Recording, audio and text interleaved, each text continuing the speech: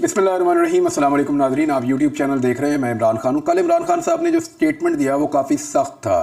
हत्ता के पाकिस्तान तहरीक इंसाफ के बहुत सारे MNA सेनेटर्स उसके ऊपर बात नहीं कर पाए। इमरान खान साहब के पास क्योंकि कुछ और खोने के लिए ऐसा लगता है नहीं। ना उन्हें किसी कारोबार का ख़तरा है, ना उन्हें किसी जायदाद का ख़तरा है। अपनी जान का ख़तरा वो लेते नहीं हैं, पहले भी गोलियाँ खा चुके हैं। और इमरान खान ने अपनी सारी कश्तियाँ ऐसा लगता है जला दी। वो कोई भी बात कहने से घबराते नहीं हैं, कोई भी बात कहने से टलते नहीं हैं, कोई भी बात कहने से डरते नहीं हैं, झिझकते नहीं हैं। लेकिन उनकी पार्टी के अंदर जो लोग मौजूद हैं वो तमाम लोग उस तरह से बात कर नहीं पाते और वो इमरान खान साहब के मौक़िफ़ को बाद औक़ात रिपीट भी नहीं कर पाते, क्योंकि वो बाद औक़ात बहुत हार्ड किस्म का स्टांस लेते हैं। बड़ा असूली किस्म का भी मौक़िफ़ उनका बाद औक़ात होता है। तो इमरान खान साहब ने जो कहा वो बाकी लोग तो नहीं कह पा रहे, लेकिन बहुत सारे लोग ये कह भी रहे हैं। पार्टी की अक्सरियत उसको उठा रही है, अवाम की अक्सरियत सोशल मीडिया के ऊपर उस पर बात कर रही है जो उन्होंने मौक़िफ़ लिया पाकिस्तान के अंदर मौजूदा सूरत हाल में, और जो उन्होंने पॉइंट आउट किया शख्सियात को, और उसके बाद उन्होंने जो उसका हल पेश किया। लेकिन अब मामला ये है कि दूसरी जानिब से एक जवाब, क्योंकि बराह रास्त तो आता नहीं है, तो ये एस्टेब्लिशमेंट की जानिब से जवाब कामरान शाहिद साहब ने, जर्नलिस्ट हैं, उन्होंने एस्टेब्लिशमेंट का जवाब दिया है। कुछ लोग तो कहते हैं कि ही एस्टेब्लिशमेंट लेकिन हिस्सा है यानी, लेकिन कामरान शाहिद साहब ने एस्टेब्लिशमेंट के बिहाफ के ऊपर जो जवाब लिखा उसमें कह रहे हैं कि जो एस्टेब्लिशमेंट के सोर्सेज हैं वो कुछ बातें कंफर्म कर रहे हैं। वो ये कह रहे हैं कि किसी किस्म की रिकन्सिलिएशन नहीं हो रही है। NRO का भी उन्होंने जिक्र किया कि ऐसा कुछ नहीं हो रहा, और इशारा जो है पाकिस्तान तहरीक इंसाफ की तरफ है कि उनके साथ किसी किस्म का नहीं हो रहा। दूसरा उन्होंने कहा जी इसमें कुछ डिमांड्स हैं, कुछ ऐसी चीज़ें हैं जो हो जाएं तो उसके बाद फिर मामला आगे बढ़ सकता है।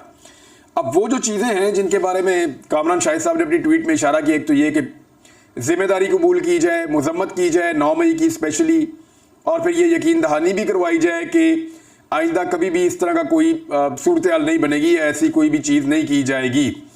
अब ये एक तो कामरान शाहिद साहब कह रहे हैं, इस पर रिएक्शन बड़ा खौफनाक आ रहा है लोगों का। लोग ये कह रहे हैं कि 10-10 महीने से लोग जेलों में हैं, 11-11 महीने से लोग जेलों में हैं, और जो लोग छूट रहे हैं वो बेगुनाह साबित हो रहे हैं कि वो इस गुनाह के अंदर शामिल भी नहीं थे। अदम शवाहिद की बिना पर लोग जो हैं वो बरी हो रहे हैं, या वो लोग जो है वो उनकी सज़ा ख़त्म हो रही है, या उनको ज़मानतें मिल रही हैं। तो ऐसी सूरत हाल में अब 11 महीने के बाद ऐसा क्या हो गया कि जो है वो आम माफ़ी दी जाएगी और उसके ऊपर एक नई सिचुएशन क्रिएट की जाए।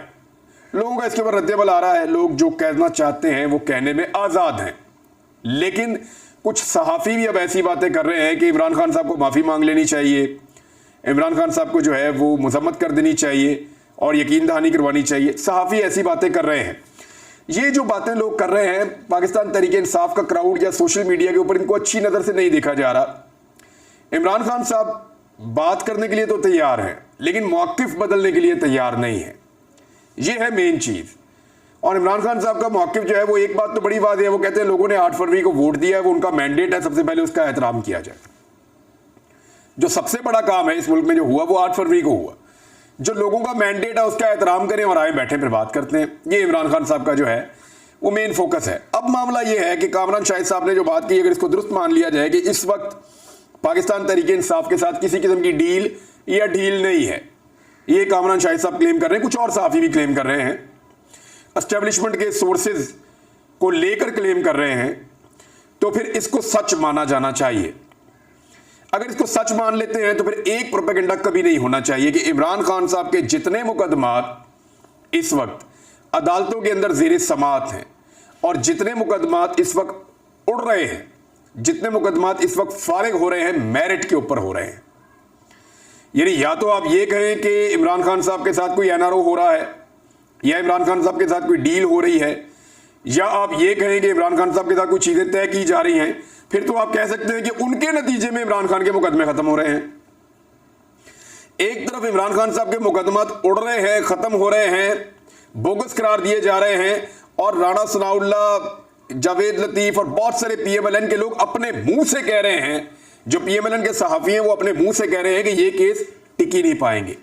तो मेरिट के ऊपर ये मुकदमात ख़त्म हो रहे हैं इमरान खान साहब के। तो अब आपको ये मानना पड़ेगा कि क्योंकि इमरान खान साहब की कोई डील नहीं हो रही, लिहाजा उनके जितने मुकदमात खत्म हो रहे हैं वो किसी डील के नतीजे में खत्म नहीं हो रहे, जैसे नवाज शरीफ के खत्म हुए थे। किसी डील के नतीजे में खत्म नहीं हो रहे जैसे शहबाज शरीफ के खत्म हुए थे।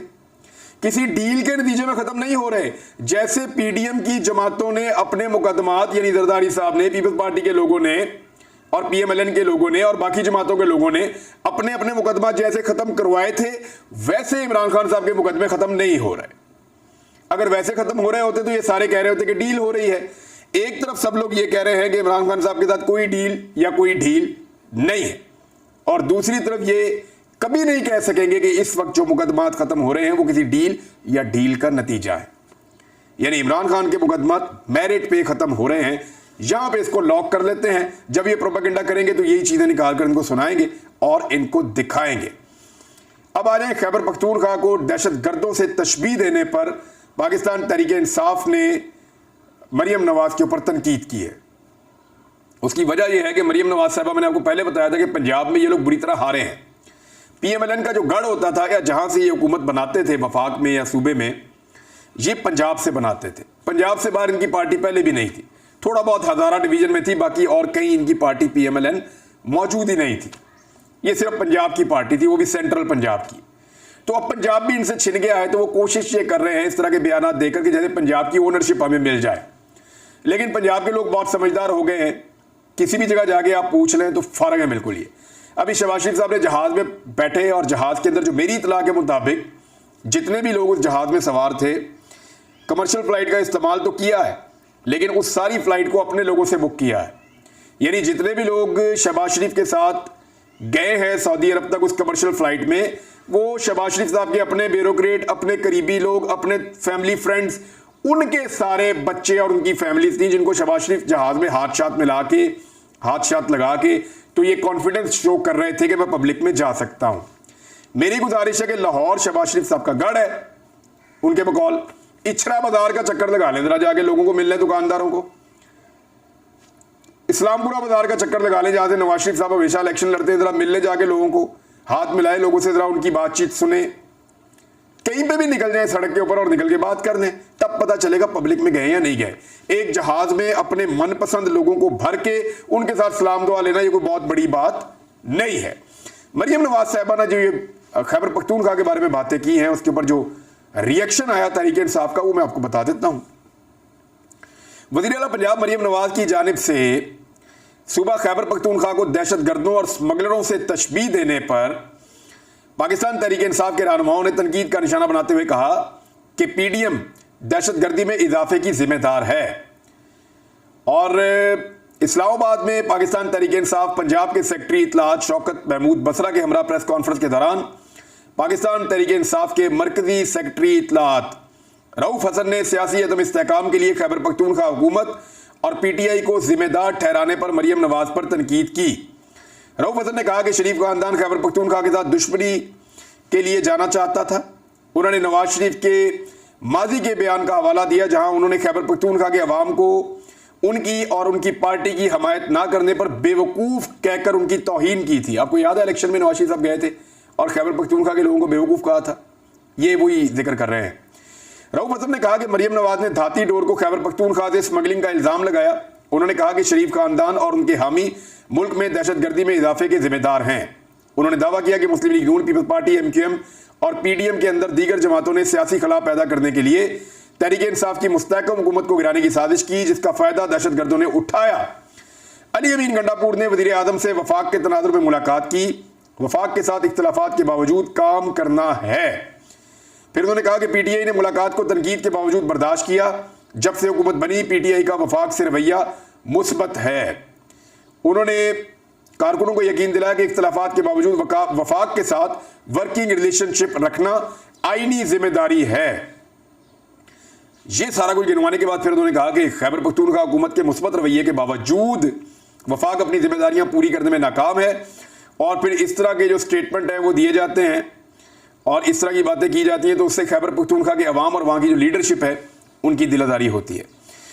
अब इस वक्त एक खबर जारी करवाई गई है, बहुत ज़्यादा डिमांड के ऊपर ये खबर आई है, और खबर ये जारी करवाई गई कि इमरान खान साहब को अडियाला जेल में सहूलियात क्या मुयस्सर हैं।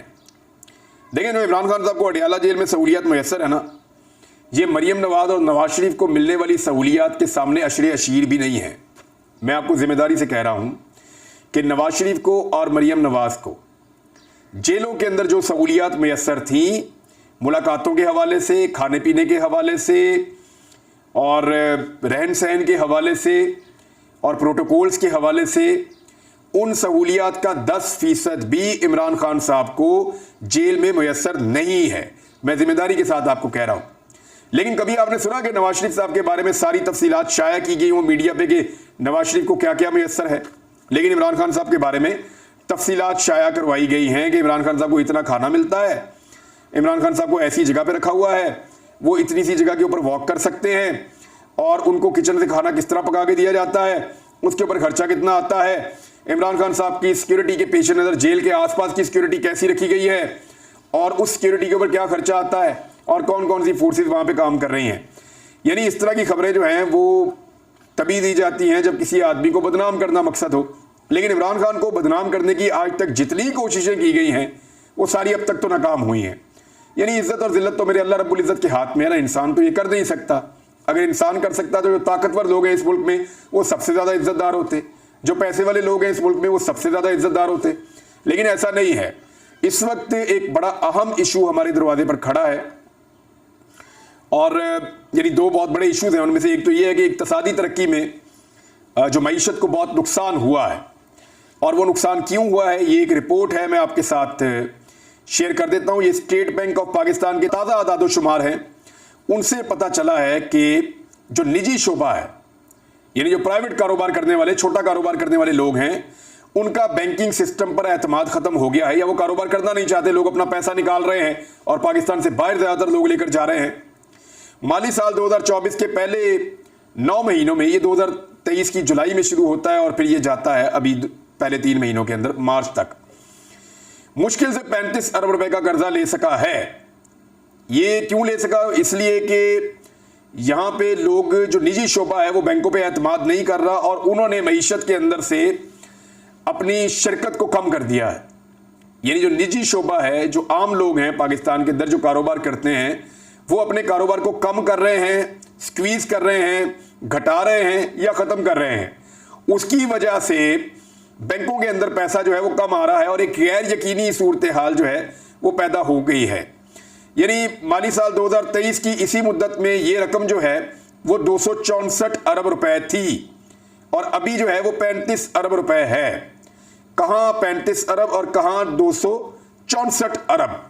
और 2022 में जब इमरान खान साहब की हुकूमत थी तो तब ये फिगर क्या था? 330 अरब। जब उनकी हुकूमत ये खत्म हुई इसी मुद्दत में इमरान खान साहब का 330 अरब था। जब पीडीएम की हुकूमत आई तो तब जो है वो ये था 264 अरब, निगरान हुकूमत और पीडीएम, और अब इस वक्त जो है ये 35 अरब रुपए तक पहुंच गया है।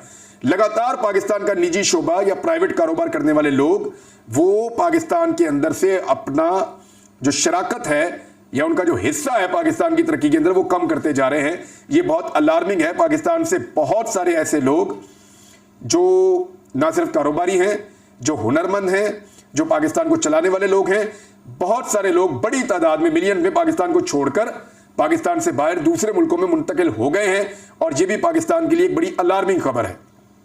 एक बड़ी खबर जो बड़ी मुसीबत आने वाले दिनों में बन जाएगी वो ये है कि गंदम की इमदादी कीमत जो है वो बहुत कम रखी है मौजूदा हुकूमत ने। उसकी वजह यह है कि चीज़ें बहुत महंगी हैं। यानी जो किसान इत्तेहाद या किसानों से रिलेटेड जितने भी रहनुमा हैं उनसे बातचीत हुई तो उन्होंने कहा कि हमें बहुत मार दी जा रही है। गंदम फी एकड़ के ऊपर जो इस मरतबा लगाई गई है, बीज महंगा हो गया है, यूरिया महंगी हो गई है, डीएपी महंगी हो गई है, डीजल बहुत महंगा हो गया है जिससे वो टरबाइन चलाते हैं और पानी डालते हैं अपनी फसल को। वो कह रहे हैं कि हर चीज़ महंगी होने के बाद ज़मीन का ठेका जो है वो भी बढ़ गया है। तो हर चीज़ महंगी होने के बाद हमें पर एकड़ जो हमारी कॉस्ट है वो बहुत बढ़ गई है। जो हम गंदम की पैदावार करते हैं, अगर 1 मन गंदम पैदा करने पे पहले फ़र्ज़ करें 100 रुपया लगता था तो अब वो 200 रुपये से ज़्यादा एक्सीड कर चुका है। दुगनी से ज़्यादा पैदावारी लागत है गंदम की और किसानों की गंदम अब तैयार हो चुकी है। किसान जो है वो एक्सपेक्ट कर रहे थे कि गंदम की जो इमदादी कीमत है वो कम से कम 5,000 रुपये फी मन हुकूमत रखेगी और इतने के ऊपर गंदम बिकेगी किसान की तो किसान को कुछ मुनाफा हो जाएगा। और किसान के पैसे भी पूरे हो जाएंगे, किसान उस मुनाफे से अपना साल अच्छी तरह गुजार लेगा। लेकिन हुआ क्या, हुकूमत ने गंदम की जो इमदादी कीमत है वो मुकर्रर कर दी 4,000 रुपए, 3900 रुपए, सॉरी 100 रुपया और कम है। इमदादी कीमत 3900 रुपया मुकर्रर की और पिछले साल जो है वो ये कीमत 4,000 थी। यानी पिछले साल से गंदम इस साल ज्यादा महंगी लग रही है, ज्यादा किसान की कॉस्ट बढ़ गई है, लेकिन गंदम की जो कीमत है हुकूमत ने इमदादी कीमत कम कर दी है, 4,000 से 3900 कर दी है। जबकि किसान का मुतालबा है कि कम से कम इसकी कीमत 5,000 रुपए फी मन रखी जाए। लेकिन अब किसान जो है, देखें ये महंगाई तो आएगी जब यूरिया महंगा है, डीएपी महंगी है, बीज महंगा है, जब ट्रैक्टर चलाने के लिए डीजल महंगा है, जब तमाम पुर्जे महंगे हो चुके हैं, ट्रैक्टर भी महंगे हो चुके हैं, जमीन का जो किराया है या उसका जो ठेका है वो भी महंगा हो चुका है, बाहर मजदूर की मजदूरी महंगी हो चुकी है, जो लोग जमीन पे काम करने वाले हैं वो भी ज्यादा पैसे मांग रहे हैं, जो कटाई करने वाले लोग हैं वो भी ज्यादा मुनाफा मांग रहे हैं। तो ऐसी सूरत में कैसे मुमकिन है कि किसान उसी कीमत के ऊपर या उससे कम कीमत के ऊपर गंदम को बेचे? तो किसान की तो कमर तोड़ दी है जो सूरत हाल इस वक्त हुकूमत ने पैदा कर दी है।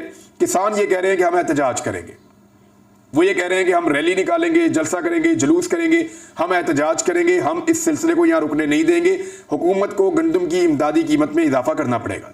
इमरान खान साहब को नाज़रीन जेल के अंदर 246 दिन आज मुकम्मल हो गए हैं और पाकिस्तान की पॉलिटिक्स जो है वो आज भी उनके इर्द गिर्द घूम रही है, ये मैं आपको पहले भी बता चुका हूं।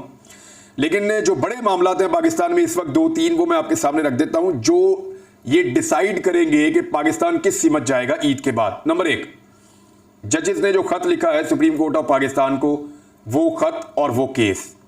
नंबर 2, फॉर्म 45, फॉर्म 47, इसके ऊपर जो इलेक्शन ट्रिब्यूनल्स हैं वो किस तरफ लेके जाते हैं पाकिस्तान को, इस पे डिपेंड करता है कि पाकिस्तान ईद के बाद कहां जाएगा। यानी हाई कोर्ट के जजेस हैं ये जिनके बाद ये मामला जाएंगे, फॉर्म 45 और 47 वाले। ये 2 चीजें होगी। तीसरा, जो अपोजिशन इस वक्त ग्रैंड अलायंस बना रही है एहतजाजी तहरीक चलाने के लिए, वो ईद के बाद क्या रुख इख्तियार करती है, ये 3 चीजें तय करेंगी कि पाकिस्तान किस तरफ जाएगा। और फिर इन सबके मुकाबले में सिर्फ एक ऐसी चीज है कि अगर इमरान खान रिहा हो गए तो फिर मुल्क कहां जाएगा, ये सब जानते हैं। अब तक के लिए इतने, अपना ख्याल रखिएगा, अपने चैनल का भी। अल्लाह हाफिज।